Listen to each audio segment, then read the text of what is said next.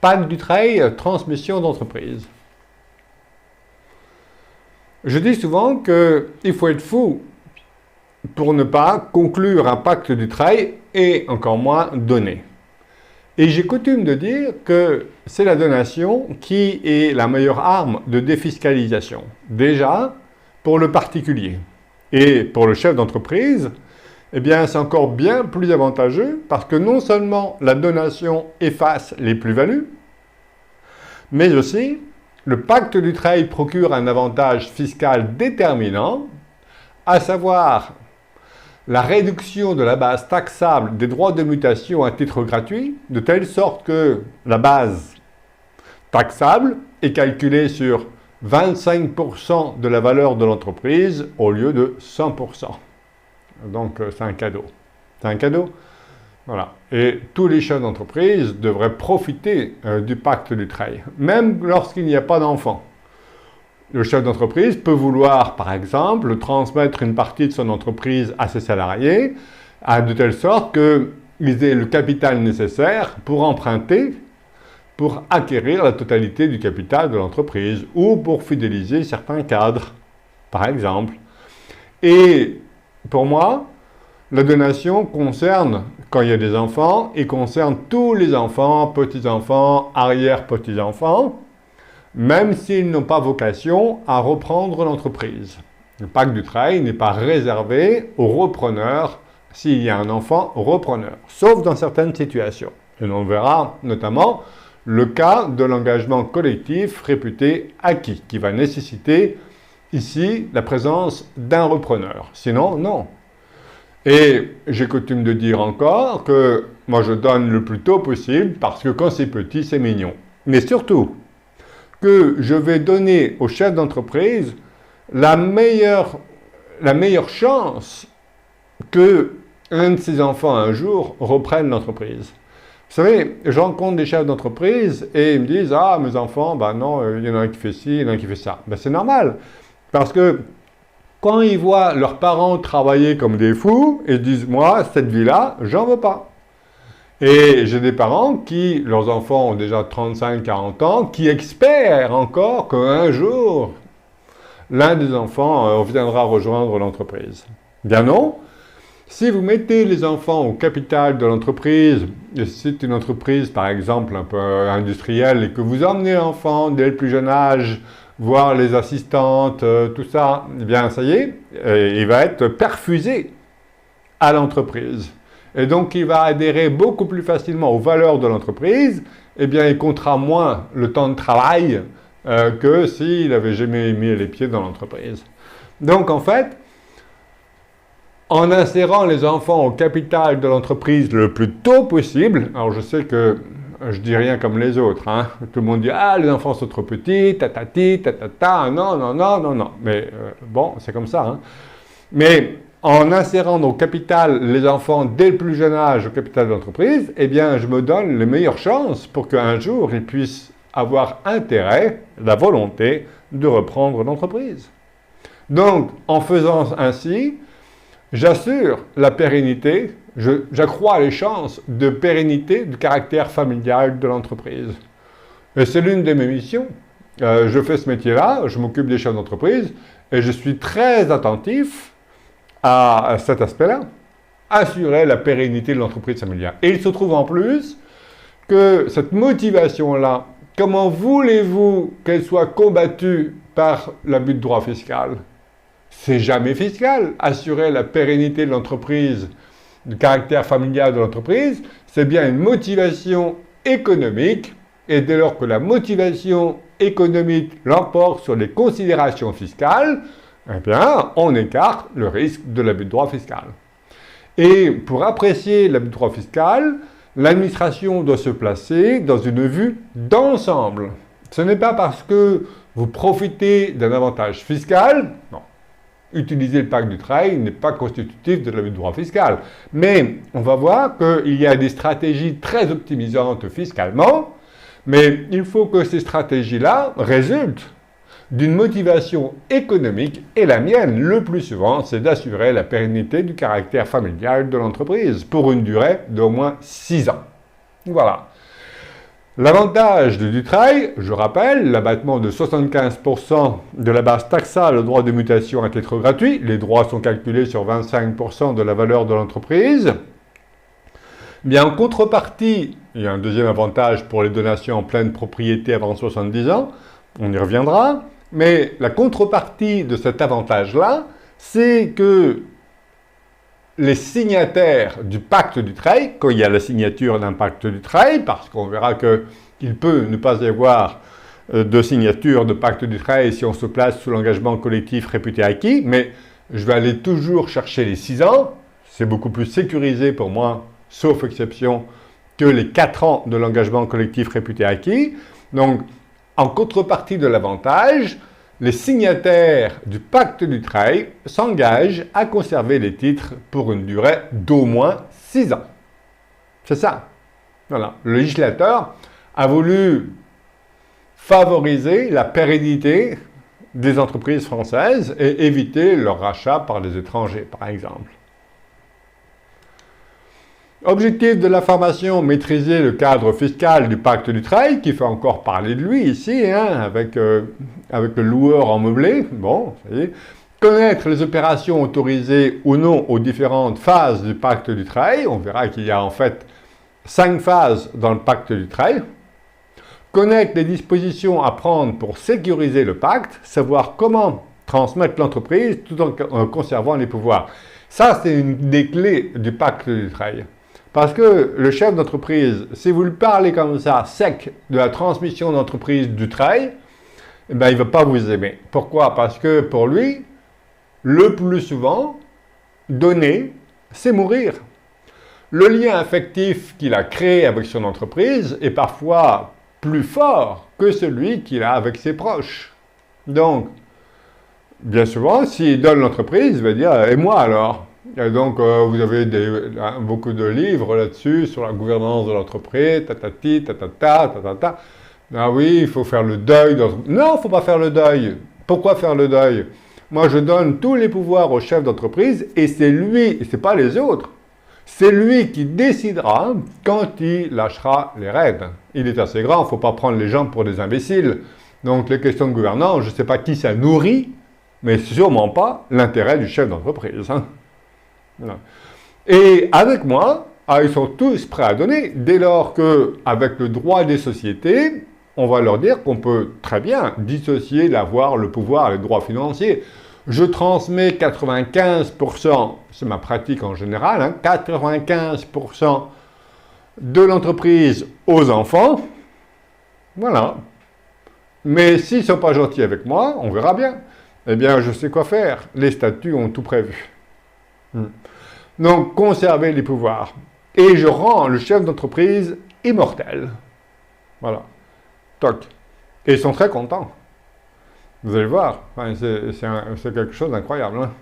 Donc, le plan, présentation, le pacte Dutreil société, j'insisterai sur les sociétés, sinon on a un dispositif entreprise individuelle spécifique, mais pour les entreprises individuelles, danger, parce qu'on est sous le régime des plus-values professionnelles, en BIC ou en BNC, et là, c'est une catastrophe fiscale, parce que, autant pour les plus-values dites privées, sociétés à l'IS ou à l'IR, bon, ici on est dans une société opérationnelle, donc elles sont à l'IS, donc autant ici la donation efface la plus-value pour les plus-values dites privées, autant pour les plus-values professionnelles, BIC, BNC, BA, bénéfice agricole, eh bien non, la donation n'efface pas la plus-value. Donc, je donne l'entreprise, même si c'est avec du trade, paf, paf, pif, paf, hop, un impôt sur la plus-value supplémentaire. Ah, bon.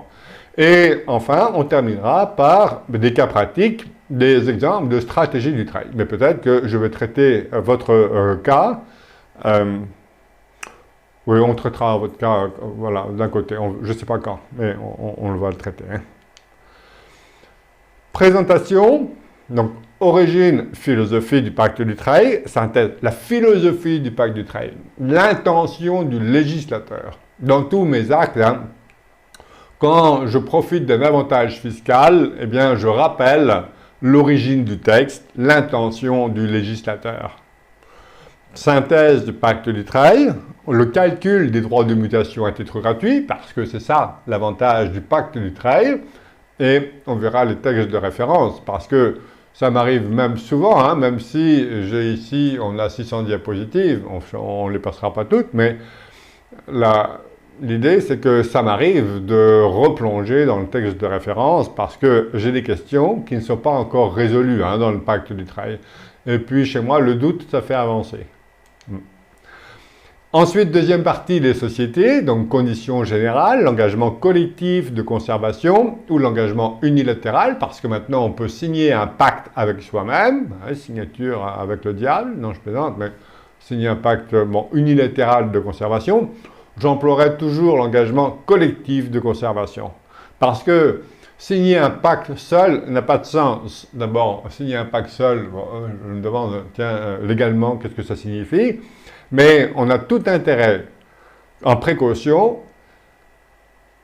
d'inviter, de faire rentrer les enfants au capital avant la conclusion, avant la signature d'un pacte du trail, au moins pour un titre.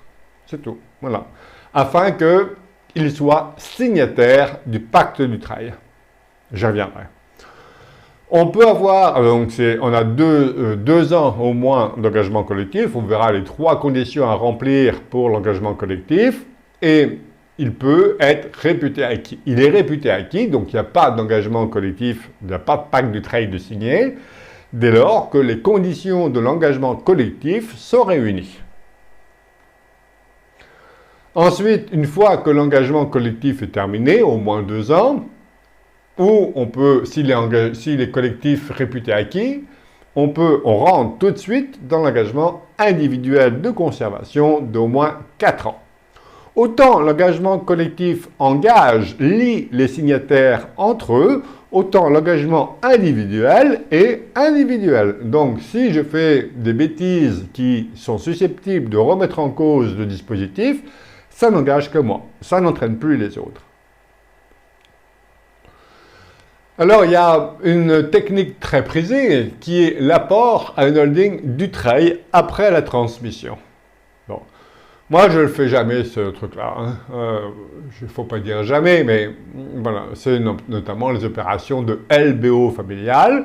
C'est une très bonne idée. On verra si c'est votre cas, mais peut-être que ce sera la première fois de ma vie que je vais le préconiser, on ne sait pas.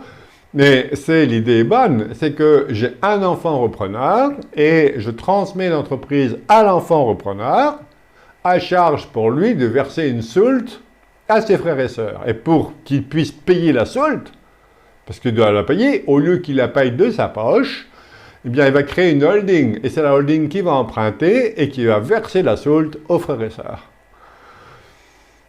Et moi, j'aime pas du tout. D'abord, pour la raison que j'ai citée préalablement, on verra que vous ne travaillez pas là pour la pérennité de l'entreprise, vous travaillez contre l'enfant repreneur en proposant de telles techniques, mais surtout, c'est que en voulant transmettre l'entreprise à un seul enfant, imaginez que celui-ci n'est pas de descendant, eh bien, vous privez éventuellement, justement, le créateur de l'entreprise qui voulait assurer la pérennité de son entreprise dans le temps. Ben non, l'entreprise, elle sera vendue parce que s'il a pu lui-même, le repreneur, il n'a pas de descendants, bon, et les cousins, cousines qui n'ont jamais rentré dans l'entreprise, qui ne sont pas actionnaires, ils ne voudront jamais non plus rentrer dans l'entreprise, ils ne la connaissent pas. Donc, ils ne seront pas formés aux responsabilités. Bon, enfin. Et ensuite, 6e point, pacte du trail et holding. Je pense que la holding, c'est l'aspect le plus complexe du dispositif du trail. Mais on verra les stratégies très intéressantes qui utilisent la holding. La holding, c'est une contrainte hein, pour moi. On ne fait pas d'économie, mais on verra que... Enfin, on ne fait pas d'économie. Ce n'est pas la holding qui va permettre de créer des économies. Ce sont les stratégies juridiques et fiscales qui vont permettre d'entraîner des économies fiscales. Je rappellerai les obligations déclaratives, sanctions, prescriptions, et la rupture du pacte et ses conséquences. Entreprise individuelle, je passerai très rapidement. Bon, après, vous lirez si jamais vous avez cette situation. Et exemple de stratégie dite du trail. Le schéma à éviter. transmettre l'entreprise à un enfant, le LBO familial, qui est presque un schéma à éviter, sauf s'il n'y a qu'un enfant, auquel cas il n'y a plus de LBO. Conseiller donation et vente. Bon, vous verrez qu'à un moment donné, j'étais abonné à des revues vulgarisantes, bon, mais c'était vulgaire même. Pourquoi? Parce que, bon, c'était je ne vais pas le citer, mais il y avait des ingénieurs patrimoniaux qui racontaient les transmissions d'entreprise et qui disaient, ben voilà, vous faites un pack de trade sur l'autre moitié, puis comme les clients, ils ont besoin de vivre leur retraite, eh bien, ils vendent une partie de l'entreprise à leurs enfants. Mais il faut être fou, hein, pour moi. Hein. Pourquoi? Parce que moi, je ne fais jamais vendre. Vendre? Ben non. Pourquoi? Parce que si vous vendez, qu'est-ce qui se passe dans la vie de tous les jours? Le chef d'entreprise, tiens, on lui offre un bon prix. Tiens, l'entreprise, ça le valorise. Pour son ego, c'est flatteur. Et donc, allez, je vends l'entreprise. Mais après, à moins que l'objectif ne soit pas la transmission, mais après qu'il est transmis, ben il meurt, non? Et au décès, les droits de mutation à titre gratuit sont dus sans du trail. Donc, je partirai d'un exemple. L'entreprise vaut 6,4 millions, acquise 400 000, plus-value 6 millions. Le chef d'entreprise est marié avec 3 enfants en régime de communauté et on va voir les conséquences fiscales. S'il vend, même avec l'abattement renforcé de 85%, qui est quand même le plus intéressant en termes de plus-value, hein, eh bien, et ensuite qu'il décède, eh bien, le coût total est de 2,5 millions. Alors que si on fait une chronologie différente, qu'on va le voir, on arrive à 90 000 euros.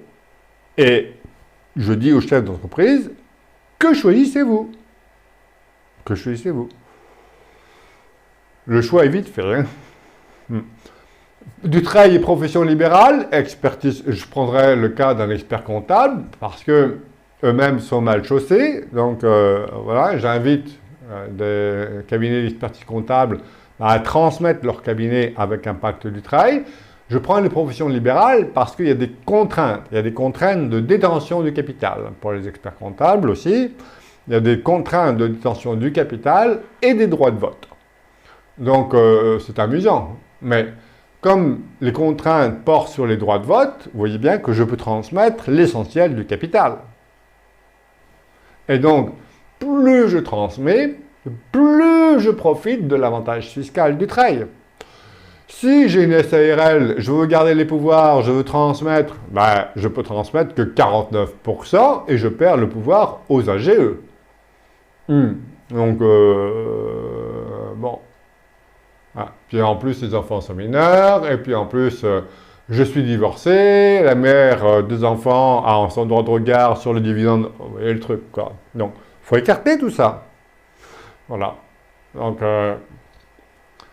on peut transmettre, si je transforme en SAS, donc on verra là, bien sûr l'avantage de la SAS par rapport à la SARL, les préférences, pour rendre mon client immortel, les pouvoirs, eh bien on va pouvoir en plus amplifier l'évier fiscal, puisque je vais pouvoir transmettre 95% du capital de mon entreprise au lieu de 49%. Donc je vais doubler l'avantage fiscal. Alors vous allez me dire, donner ses données, reprendre ses volets. Et si jamais l'entreprise est vendue, l'argent, il va dans la poche de l'enfant donataire, pas chez moi. Voilà. C'est une des clés aussi, bien sûr. Hein. Pacte du travail, société. 787B du Code général des impôts. Donc, présentation, introduction, intention du législateur, synthèse du pacte du travail, montant des droits de mutation à titre gratuit et les textes de référence. Le pacte du travail offre un avantage fiscal considérable, puisque les droits sont calculés sur 25% de la valeur de l'entreprise, en contrepartie d'une durée de conservation d'au moins 6 ans ou de 4 ans.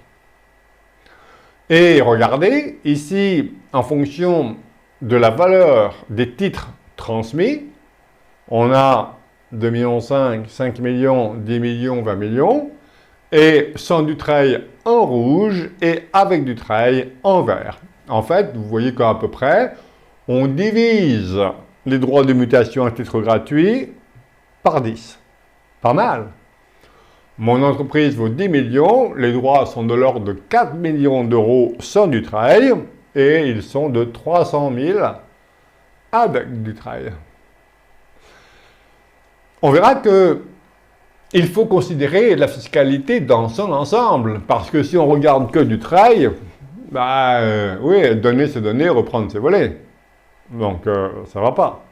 Donc on verra des stratégies globales qui vont inclure des opérations juridiques et on verra ensuite les conséquences fiscales, y compris donc les droits de mutation à titre gratuit, l'impôt sur la plus-value, l'IFI. Avec moi, oui, il peut y avoir dans certaines situations une augmentation de l'IFI, mais compte tenu de l'impôt sur la fortune immobilière, mais compte tenu des économies réalisées sur les droits de mutation à titre gratuit, il n'y a pas photo, quoi. On y plonge dans l'IFI. Voilà. Mais vous voyez le cadeau? Donc, c'est péché que de ne pas saisir l'opportunité du trail. Je ne suis pas un opportuniste, je suis plutôt un stratège, mais là, obligé. Donc tous les chefs d'entreprise devraient signer, mais non seulement signer, mais aussi donner pour bénéficier de l'avantage fiscal. Les enfants sont trop petits. Là récemment, j'avais une interprofessionnalité. Et il y avait un expert comptable, un notaire, un avocat. Bon, j'étais convié à une visioconférence. Et moi, je dis tout de suite, vous avez vu ma proposition? Oui. Vous avez vu qu'on donnait les enfants mineurs? Ah oui, non, mais ça, monsieur, non, ça, c'est pas possible. Ils sont mineurs, et patati, et patata, et tatata, voilà. Donc, de fausses excuses pour ne pas transmettre. Mais la vraie raison pour le chef d'entreprise de ne pas transmettre, c'est que, véritablement, donner, c'est mourir. Mon existence, je vais faire quoi dans l'existence? C'est pour ça que, pour tous mes entretiens, je pose des questions, Là, j'en ai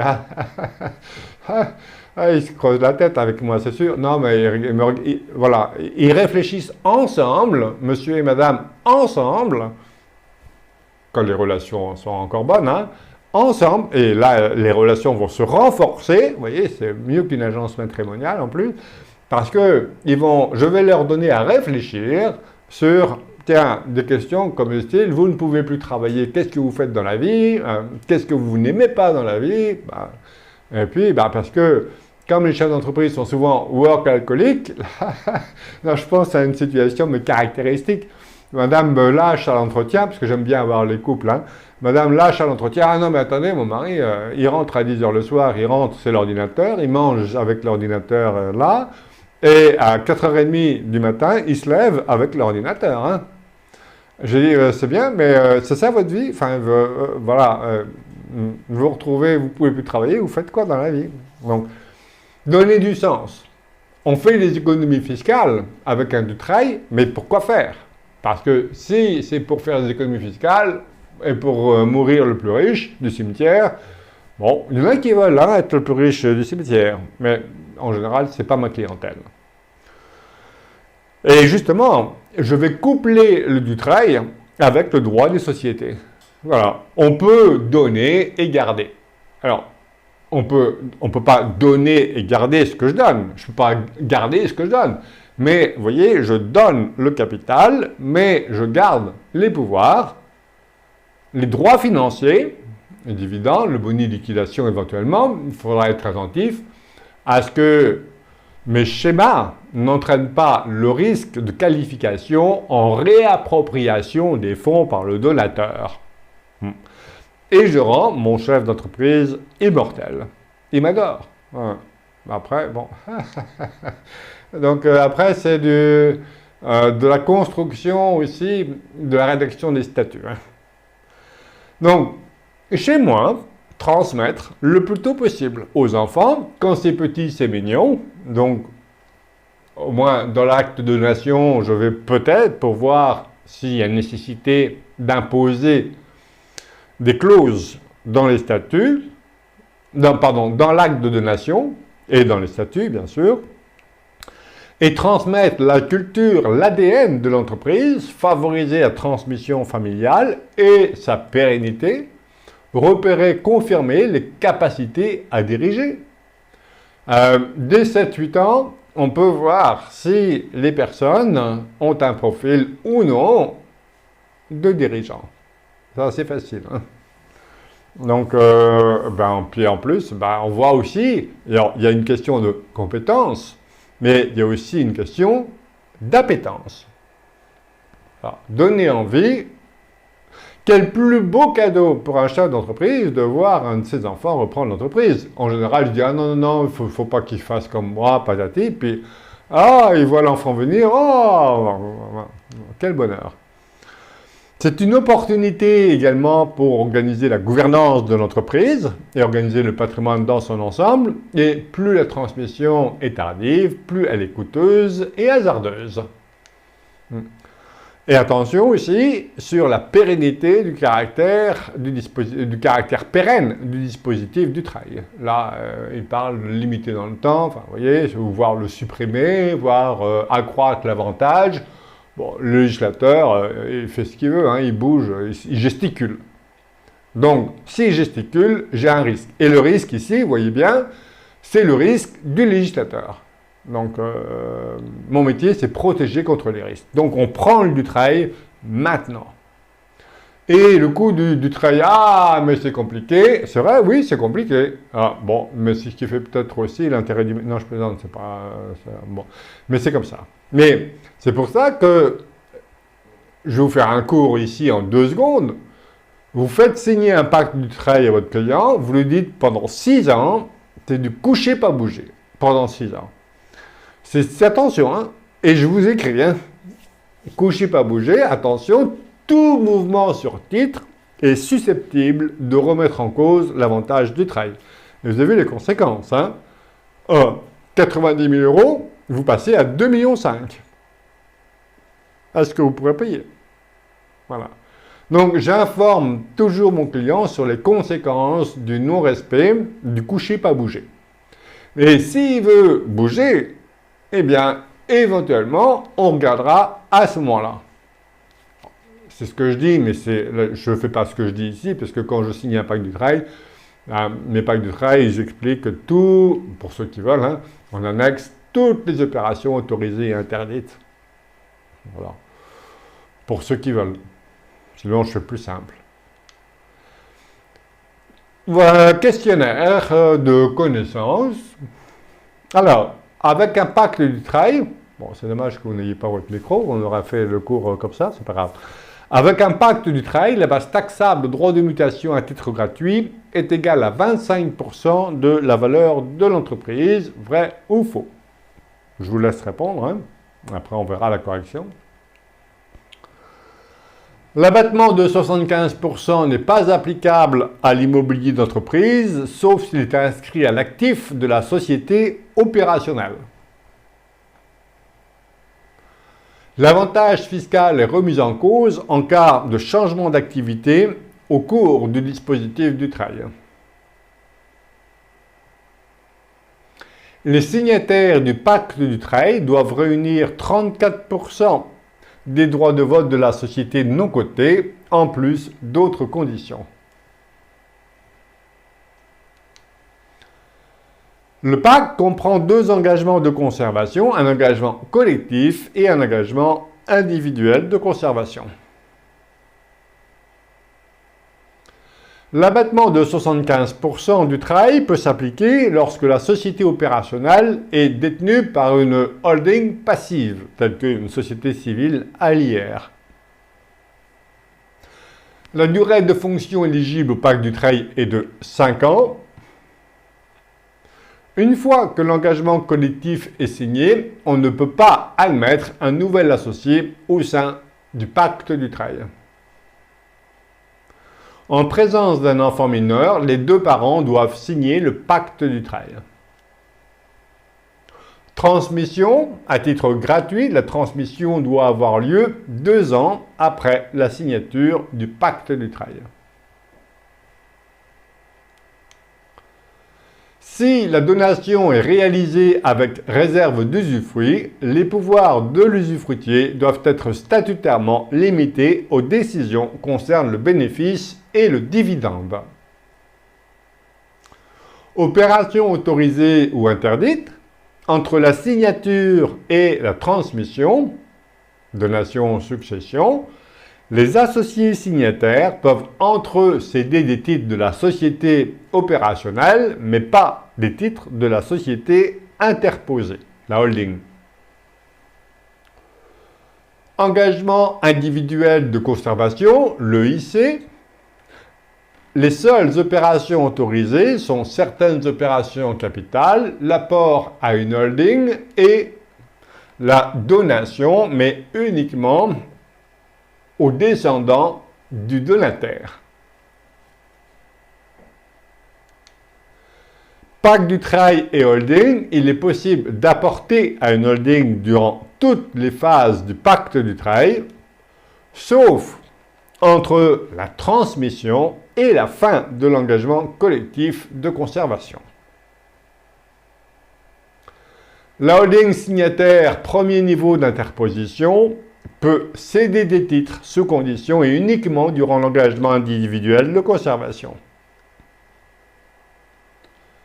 Du trail et entreprise individuelle, les biens qui ne sont pas inscrits à l'actif du bilan de l'entreprise ne sont pas éligibles au du trail.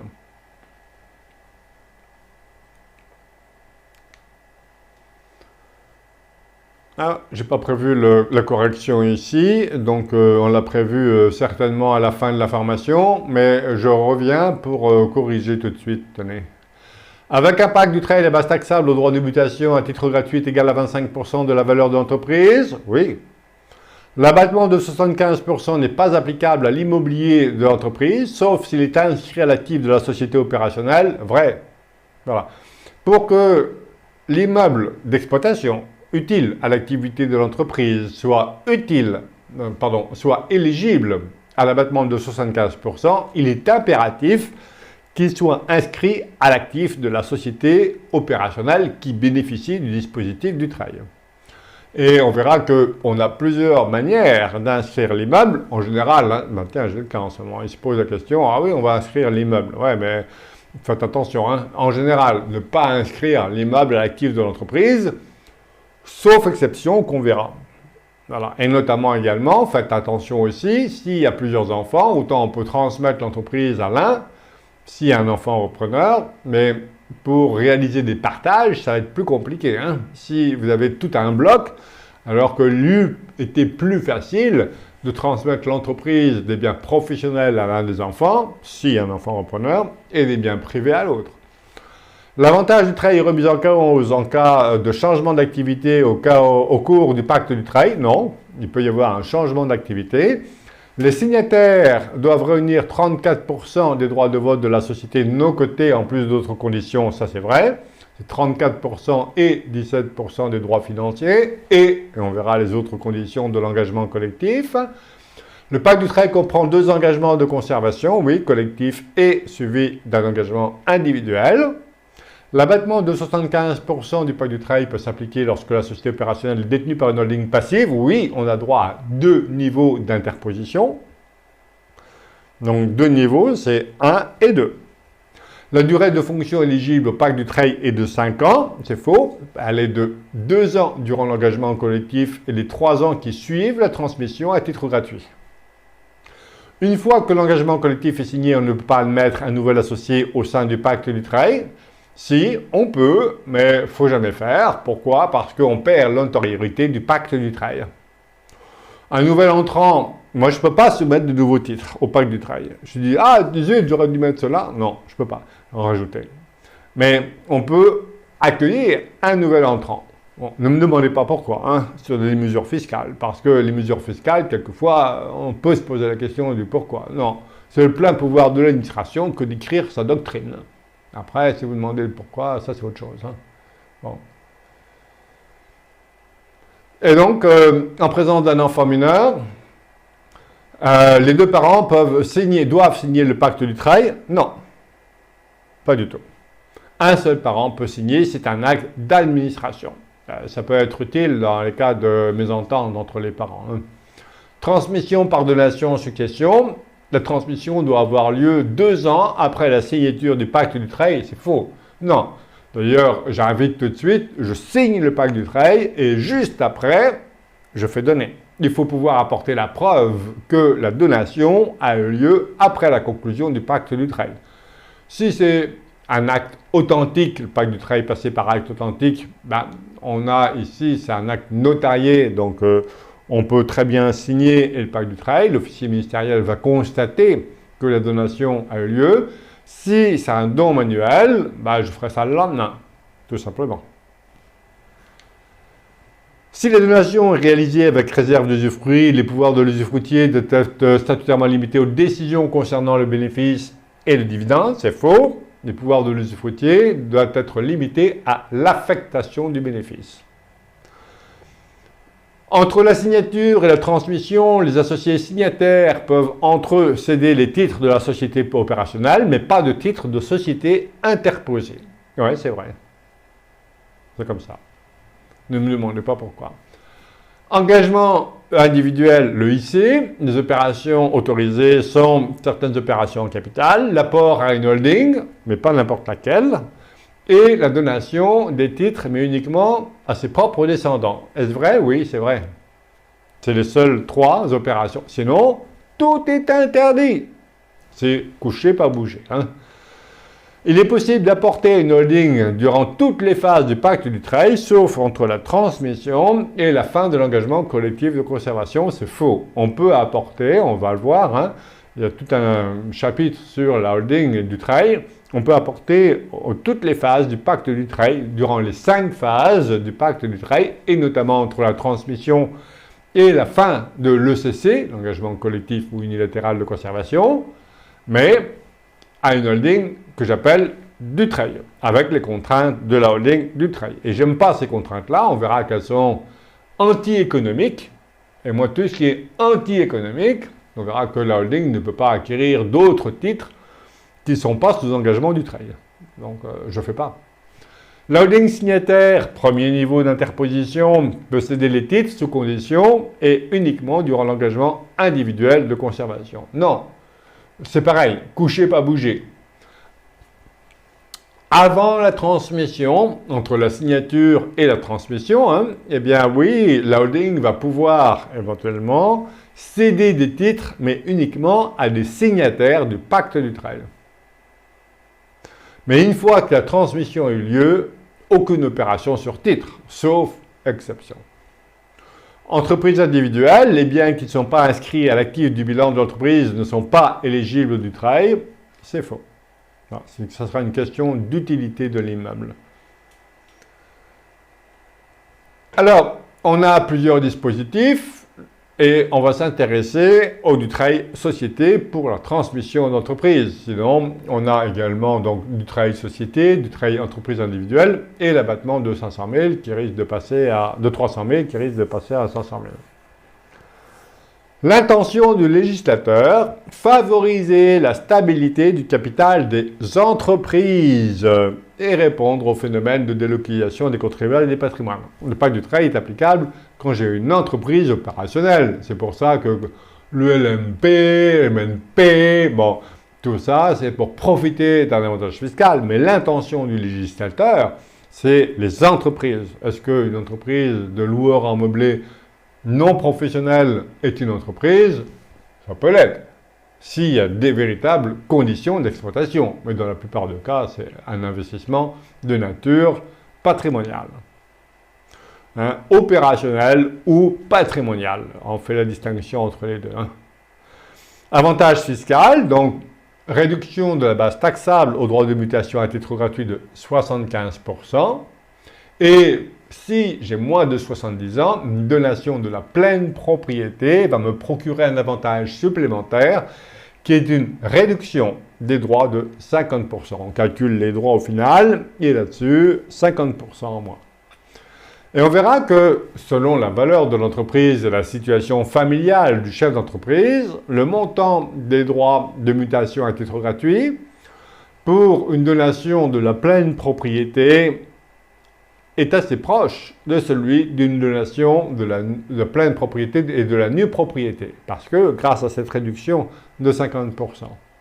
Sachant que si je donne la nue propriété, eh bien, les pouvoirs de l'usufruitier doivent être statutairement limités à l'affectation des bénéfices. On a vu que les pouvoirs, le chef d'entreprise, il est prêt à transmettre s'il garde les pouvoirs. Donc, et on verra une règle chez moi, hein. Ne jamais dire jamais, mais ne jamais commencer un pacte du travail avec une donation de la nue propriété. Non, pas du tout. Ça, c'est nul. Enfin, vous connaissez, hein, c'est nul, il faut prendre ça quelquefois. Bon. Mais pour des raisons pédagogiques, je vais vous dire, c'est noir. Ah, sinon, je dirais c'est blanc. Mais en fait, tout est gris. Hein. Mais l'idée, c'est qu'on verra que c'est une très mauvaise idée. Et pourtant, plein de spécialistes ont le réflexe, c'est plus un réflexe, ça devient des habitudes, hein, du démembrement de propriété. Parce qu'ils pensent qu'on va réduire les droits, et puis comme le chef d'entreprise a un revenu, ben, c'est l'usufruit qui va lui procurer les revenus. Encore des fausses croyances. Hein. Et en contrepartie de les deux avantages, de l'un ou des deux, eh bien, on s'engage à conserver les titres 6 ans, voire 4 ans, si l'engagement collectif est réputé acquis.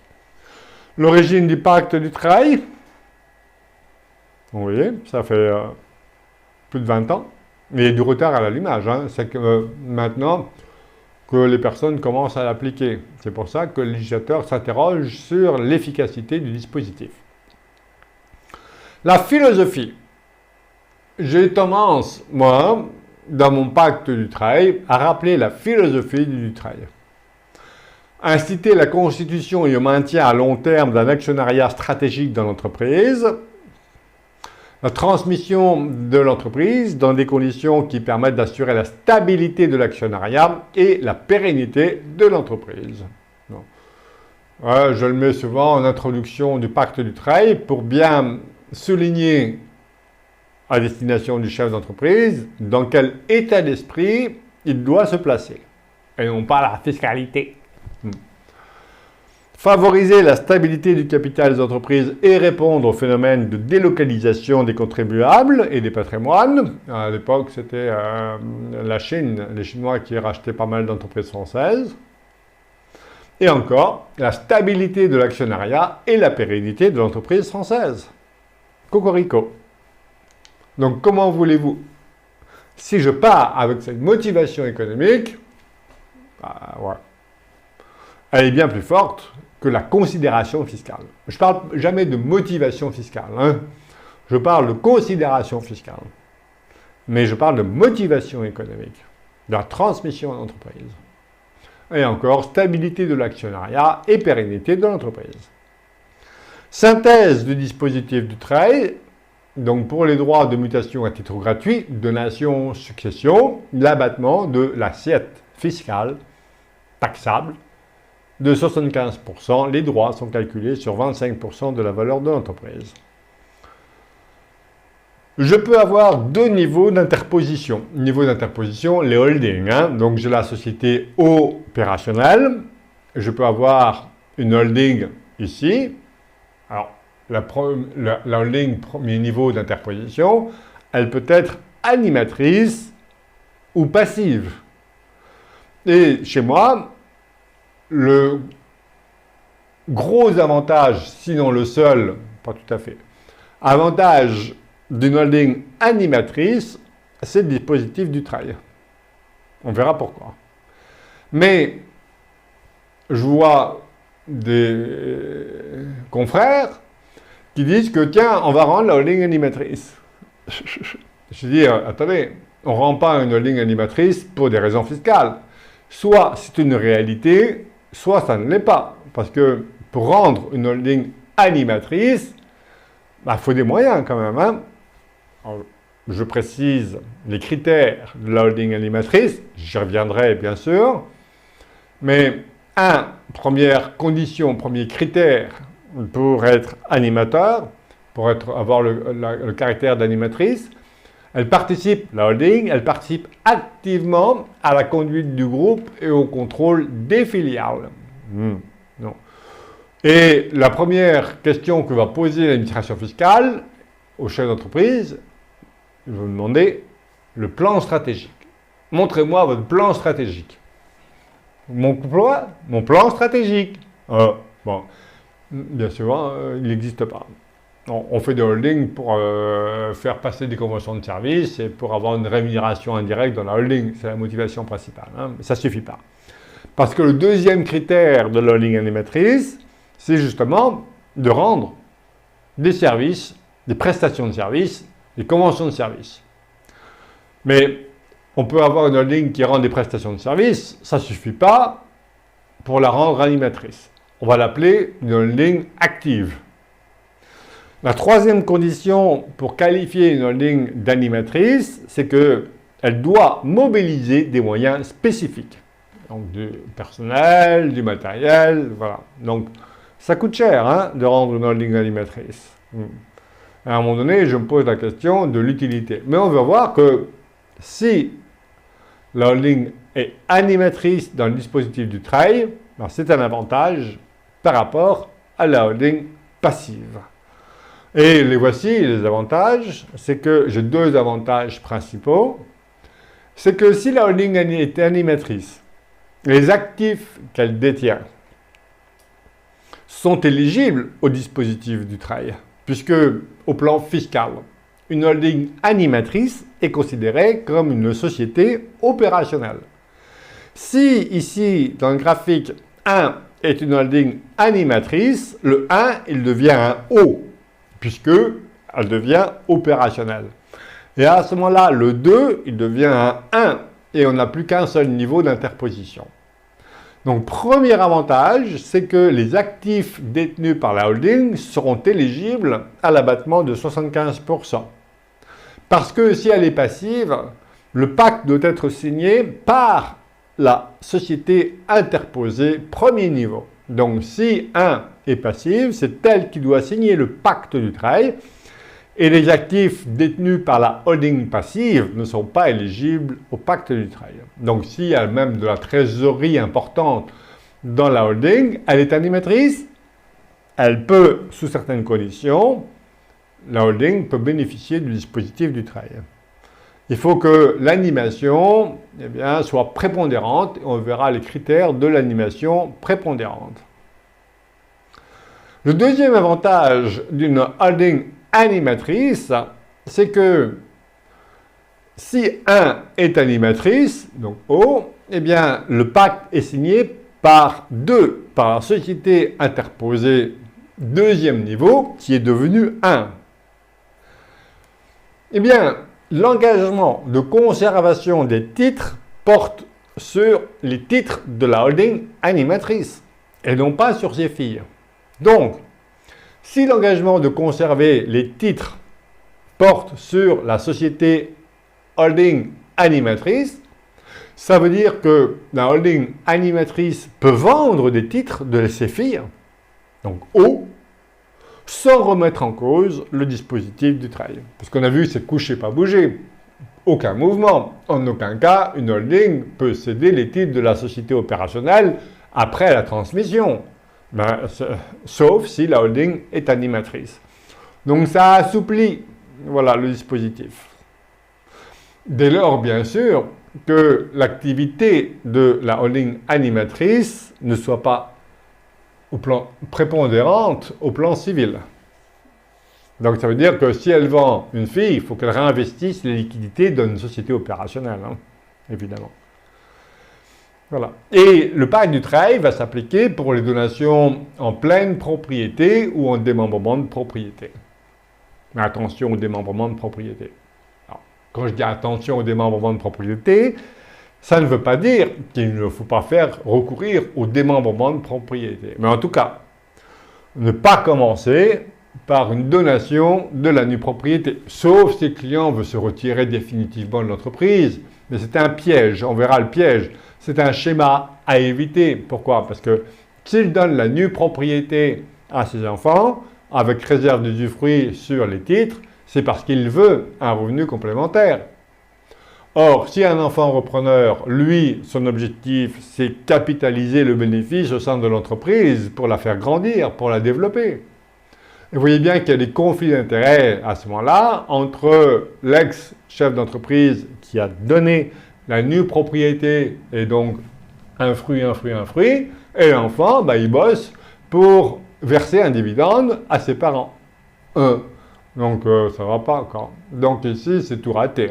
Où est le caractère pérenne de l'entreprise familiale? Je ne fais jamais ça. Jamais.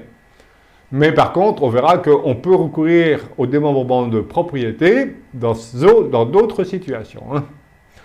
Voici la présentation générale du pacte du travail. Donc, soit j'ai un engagement de 6 ans, donc un engagement collectif de conservation suivi d'un engagement individuel, soit j'ai l'engagement collectif réputé acquis, auquel cas le dispositif est d'une durée de 4 ans. Dans la première situation, l'engagement collectif suivi d'un engagement individuel, il y a 3 conditions à remplir pour conclure un pacte du travail, donc d'un engagement collectif de conservation. La première condition, c'est que l'engagement collectif doit être d'au moins 2 ans. Deuxième condition, c'est que les signataires du pacte du travail doivent réunir au moins 34% des droits de vote et 17% des droits financiers, droits aux dividendes, lorsque l'entreprise est non cotée. Et la troisième condition, c'est que l'un des signataires du pacte du travail doit exercer une fonction de direction pendant les 2 ans de l'engagement collectif de conservation et les 3 ans qui suivent la transmission. On a vu que dans le questionnaire, qu'on n'est pas obligé d'attendre 2 ans pour donner. Moi, je fais signer, donner tout de suite. Parce que l'avantage fiscal, il a lieu au moment de la donation. Donc, il faut donner le plus vite possible. Et comme la durée de l'engagement de direction est de 2 ans durant l'engagement collectif et les 3 ans qui suivent la transmission, eh bien la durée de fonction devient de 3 ans. Puisque on passe sur l'engagement collectif 2 ans plus 1 an. On a bien les 3 ans qui suivent la transmission. Ensuite, on rentre dans l'engagement individuel de conservation. Il n'y a pas de seuil ou de fonction de direction, sauf que la fonction de direction, ici, doit être exercée par un des signataires de l'engagement collectif ou de l'engagement individuel de conservation. Si c'est un signataire de l'engagement individuel, c'est plus le donateur. Le donateur, lui, il a signé l'engagement collectif, il n'est pas signataire de l'engagement individuel. Donc, ici, la fonction de direction, en fait, peut être accomplie soit par le donateur ou le donataire. Et là, j'ai un enfant repreneur, forcément. Et l'engagement individuel est de 4 ans. Et là, couché pas bouger, sauf les 3 exceptions qu'on a vues précédemment, durant le questionnaire. J'y reviendrai. Et après les 6 ans, totale liberté sur la gestion des titres de l'entreprise. On peut vendre, on peut faire un apport. Voilà, on fait ce qu'on veut. C'est la phase la plus alléchante. Encore, il a fallu penser signer un engagement du travail. Là, j'ai un chef d'entreprise. L'entreprise, elle vaut 25 millions, 30 millions d'euros. Il n'a pas conclu de pacte du travail. Et il m'a dit, attendez, monsieur Rial, les enfants sont trop petits. C'est ça, tiens. Au contraire. Ou alors, je me place sous deuxième schéma, l'engagement collectif réputé acquis. Il est réputé acquis, l'engagement collectif, si les 3 conditions vues antérieurement sont réunies. 1. Le chef d'entreprise détient les titres au moins 2 ans de son entreprise et au moins 34% à lui seul des droits de vote et 17% des droits financiers. Il exerce sa fonction de direction. Eh bien, il va pouvoir donner, sans signer le pacte du travail, il donne Et les enfants, eh bien, ils vont recevoir avec le dispositif du travail et l'engagement de conservation est individuel pendant 4 ans. Et il est impératif ici, eh bien, que l'un des enfants qui reçoivent les titres exerce une fonction de direction. Pour l'engagement collectif réputé acquis, il est impératif que l'un des donataires exerce la fonction de direction. Donc vous voyez, chez moi, c'est très rare cette situation-là. Enfin, ça peut arriver. Mais vous voyez que si vous attendez d'avoir un enfant repreneur pour signer un pacte du travail, ben c'est une entreprise sur 10 ou 20. Chez moi, non, c'est 100% des entreprises. À un moment donné, il y avait un master en gestion de patrimoine qui professait que, ah non, il faut qu'il y ait un enfant repreneur pour le pacte du travail. Pas du tout. C'est uniquement si l'engagement collectif est réputé acquis. Il ne faut pas se dire qu'il faut un enfant repreneur. Ah, j'ai pas d'enfant repreneur, je ne peux pas faire un pacte du travail. Non. Enfin, quoi. Alors, j'ai coutume de dire que le pacte du travail, c'est un petit sac de billes. Parce qu'on a vu que en contrepartie de l'avantage fiscal, eh bien, on a un engagement de conserver les titres, on va dire 6 ans. Eh bien, c'est un petit sac de billes. Ça veut dire que j'ouvre le sac de billes, allez, je vais voir, je demande aux associés, tiens, combien tu mets dans le sac de billes, tiens, voilà, toi, bon. On calcule, ah oui, ben 34% des droits de vote et 17% des droits financiers. Eh bien, à ce moment-là, ça y est, c'est bon. Allez, hop, on ferme le sac. Et là, c'est fermé. On ne peut plus rajouter, on ne peut plus sortir de titre. C'est ça, le pacte du travail. Sauf exception. Une personne étrangère peut solliciter son entrée dans le pacte du travail, mais attention, donc on va rouvrir le sac de billes, ici, pour qu'il puisse mettre des billes.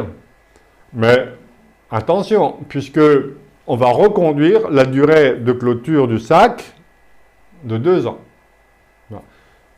On repart à 0 pour le pacte du travail. Donc, si quelqu'un veut se joindre au pacte, bien, il ne faut pas le faire ça, sauf si il est absolument nécessaire qu'il mette des billes dans le sac parce qu'il y en a un qui a vendu, qui a fait tomber le truc pour lui, par exemple, et quelqu'un se substitue pour remettre des billes pour avoir le seuil de 34% ou la fonction de direction pour remplir les critères du pacte du travail.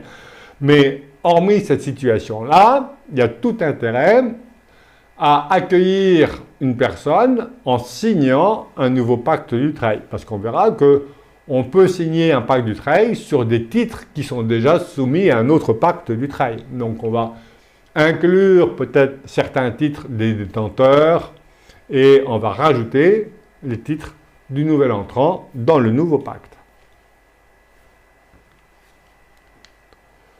Un engagement collectif de conservation ou engagement unilatéral, je parlerai uniquement de CC, donc au moins un associé, au moins 2 ans, participation directe ou indirecte des signataires, donc 17% des droits financiers et 34% des droits de vote pour une entreprise non cotée, sinon c'est 10 et 20%.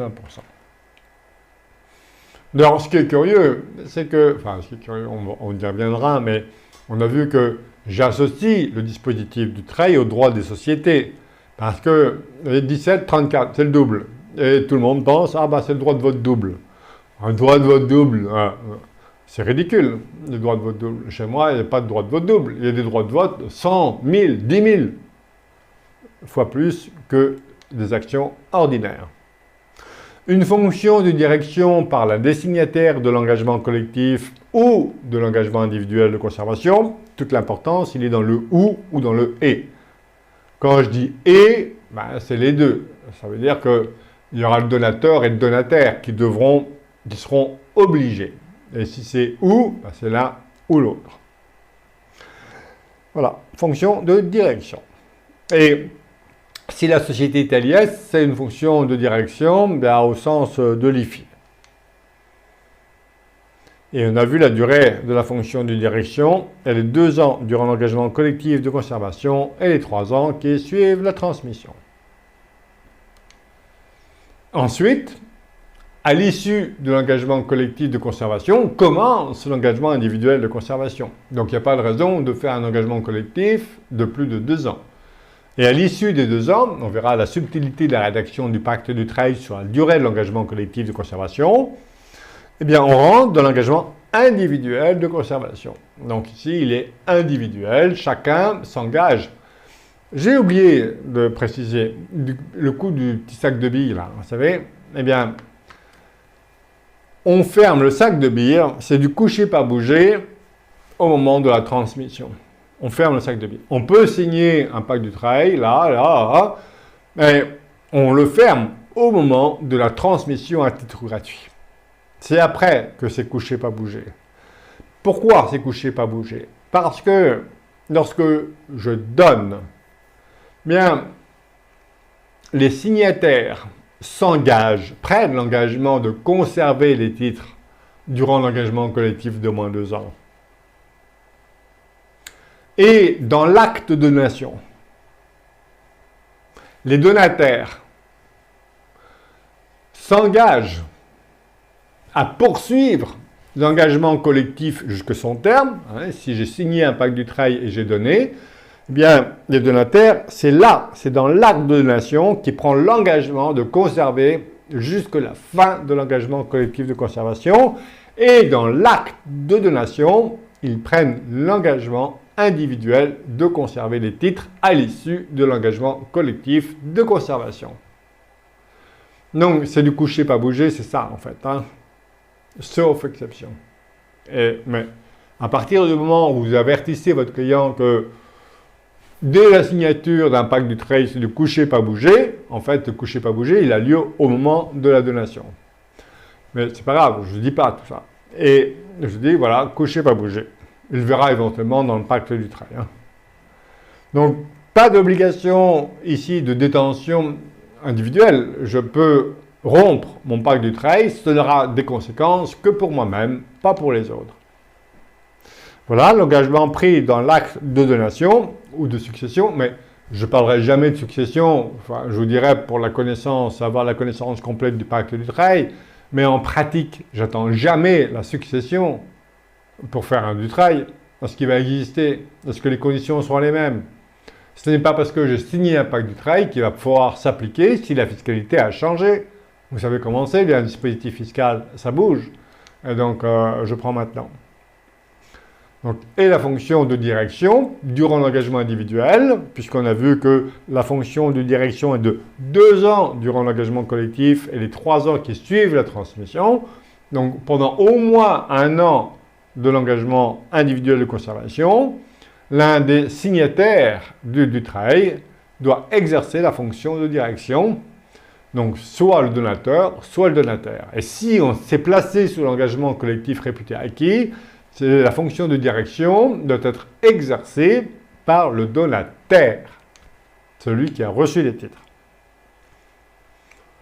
Voilà. Et on a vu que tout est interdit durant l'engagement, après la transmission, entre la transmission et la fin de l'engagement collectif, puisque j'ai pris l'engagement de conserver les titres dans l'acte de donation, et également durant tout l'engagement individuel, sauf exception. Les 3 exceptions qu'on a vues dans le questionnaire. Schéma du travail entreprise individuelle, donc pareil, l'avantage fiscal c'est le même, exonération de 75% de la base taxable. Dès lors que les actifs sont affectés à l'exploitation de l'entreprise individuelle, indépendamment de leur inscription au registre des immobilisations. Dès lors que même si le bien, je prends le cas de, sauf pour l'immeuble, bon, mais si le bien est dédié à l'exploitation, eh bien, il va pouvoir bénéficier du travail, quand bien même il n'est pas inscrit au registre des immobilisations et des amortissements. Entreprise concernée, entreprise individuelle, les biens doivent être nécessaires à l'exercice de la profession, le délai de détention, ici on va également avoir 6 ans de durée de détention.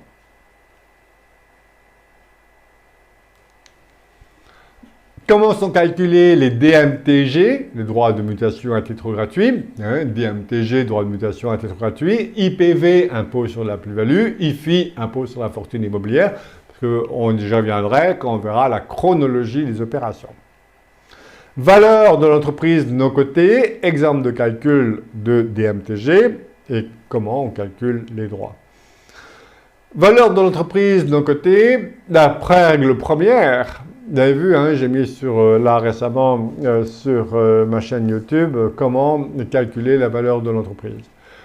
Une valeur de l'entreprise, parce que moi je ne fais pas, hein, parce que je suis en conflit d'intérêts si je faisais mon métier ici de conseil en gestion de patrimoine et d'évaluateur d'entreprise.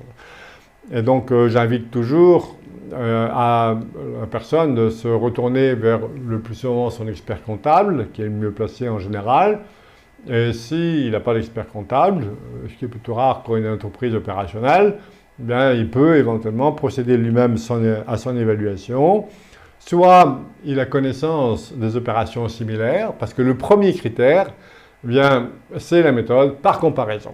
Donc c'est la méthode par comparaison qui prime sur toutes les méthodes. Si il y a une entreprise qui se situe dans la même situation, à peu près, voilà, qui présente la même caractéristique, et qui a eu des opérations de moins de 2 ans, eh bien, il faut retenir cette valeur. Mais, ça, c'est très rare que ça existe. Et si la méthode par comparaison est inapplicable, à ce moment-là, on va se retourner sur les méthodes financières. Et là aussi, voilà, il y a beaucoup de monde hein, sur les méthodes d'évaluation. Bon, c'est sans doute lucratif, je présume. Je ne vois pas forcément la valeur ajoutée parfois, mais enfin bon, ça c'est mon opinion, elle n'engage que moi. Et ce qui m'importe à tous les coups, c'est que je demande au chef d'entreprise que, quelles que soient les méthodes, DCF, peu importe, que figure parmi les différentes méthodes d'évaluation celle de l'administration fiscale. Donc, vous avez disponible sur Internet hein, le guide des évaluations des entreprises de la DGFiP, qui date de 2006, mais qui est toujours valable. Exemple de ensuite, voilà. Valeur de l'entreprise. Alors, c'est peut-être la question à se poser, c'est que les comptes courants de l'associé ne sont pas éligibles au dispositif du TREI. Si les comptes courants d'associé ou parties intégrantes sont nécessaires à l'exploitation, je peux avoir intérêt à incorporer préalablement à la signature du dispositif, ou à la donation, mais je vais faire ça avant la signature, à incorporer le montant des comptes courants associés au capital pour tirer pleinement parti du TREI.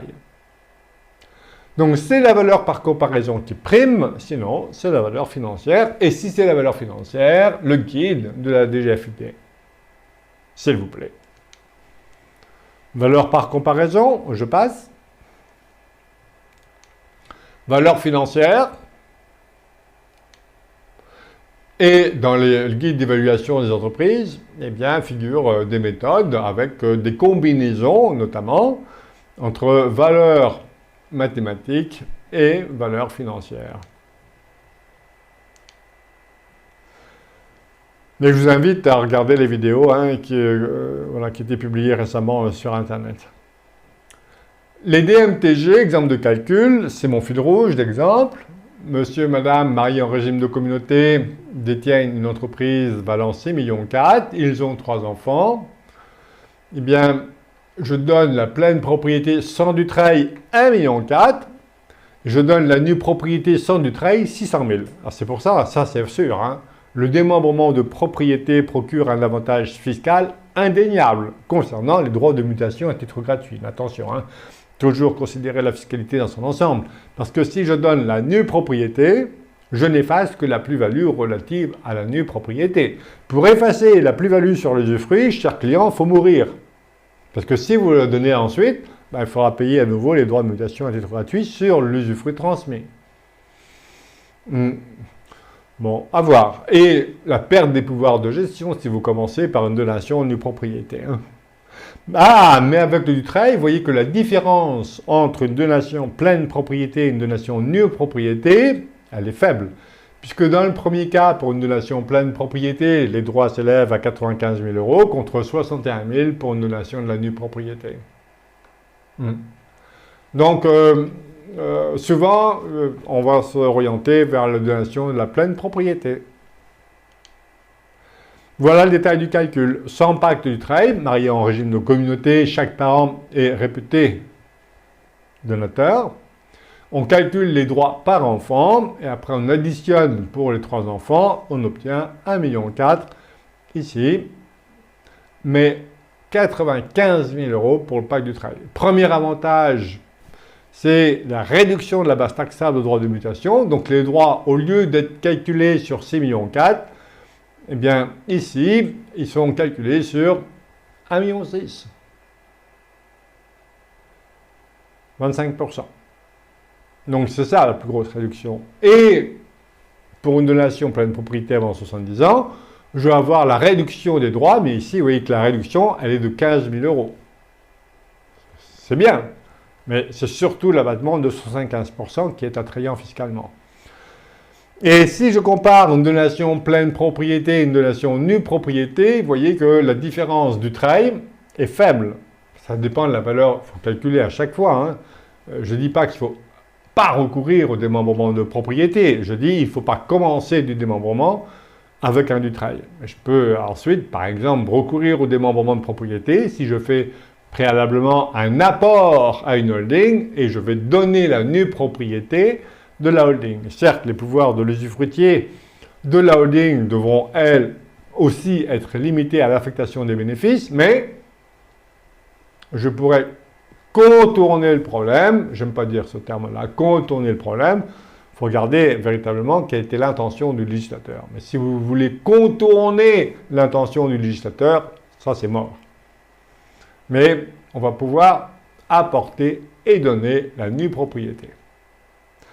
La transmission de la nue propriété est intéressante en l'absence de pacte du travail, ça c'est sûr. Donc puisqu'on obtient 1,4 million sans du travail, contre 600 000 sans du travail pour la nue propriété. Mais avec du travail, 94 000 ou 61 000 €, je vais proposer l'investissement par la dépense d'une donation en pleine propriété, notamment pour que le chef d'entreprise puisse en toute tranquillité conserver l'ensemble de ses pouvoirs. Voilà comment on calcule les droits de mutation à titre gratuit. On va calculer selon chaque donataire, qui peut avoir plusieurs donateurs, selon le régime matrimonial, ou pour première installation d'enfants également.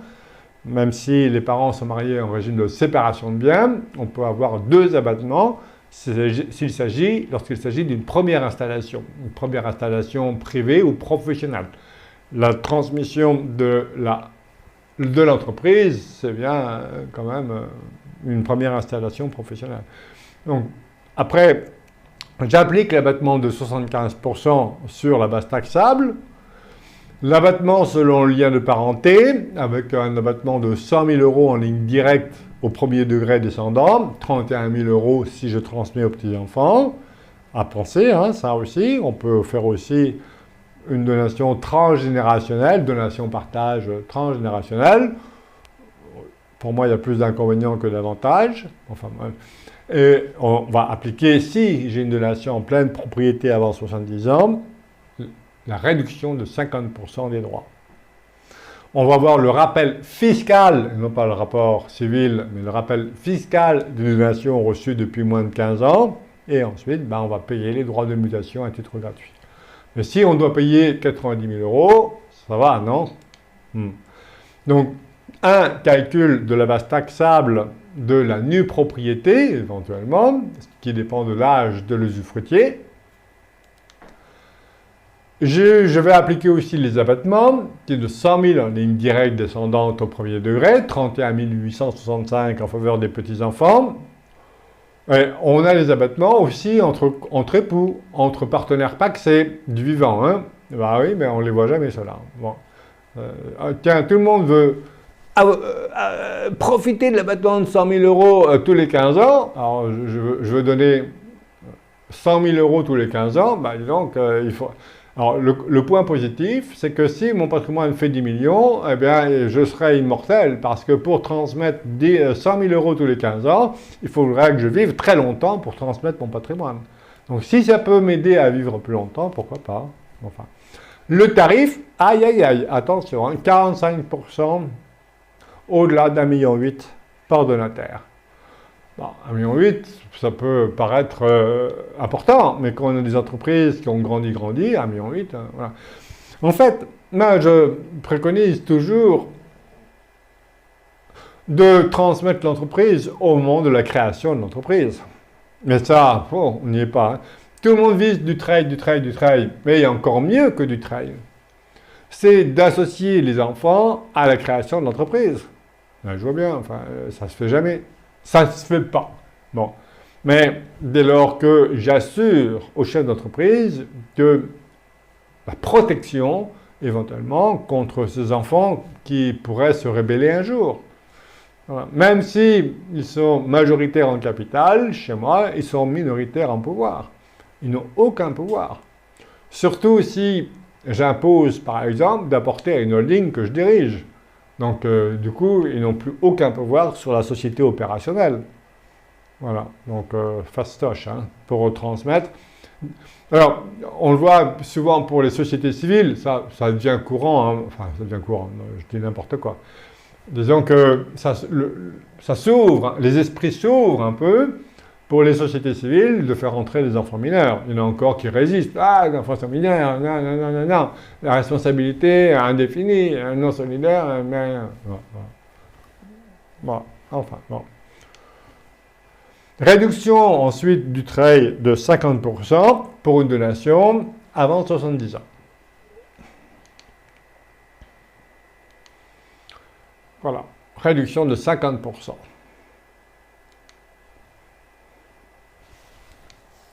Et le rappel fiscal, le rapport fiscal, mais il ne faut pas dire rapport fiscal, parce qu'on confond avec le rapport civil. Ah non, c'est 100 000 euros. Ouais. Ah non, non, on ne peut plus donner. Bon. Attends, non, non. Enfin bon. Et voici enfin les textes de référence, que vous pouvez cliquer directement hein, sur le support en PDF. Hein. Je prends les références, et chez moi, ben, je les enregistre dans mon ordinateur et je fais des sauvegardes. Pourquoi? Parce que si un jour on vient me chercher, l'administration vient me chercher, bien c'est les textes applicables au moment de la signature, non? Donc dès qu'il y a des textes qui changent, ben, j'ai tous les textes à l'origine, hein, au moment où j'ai conclu le pacte du travail.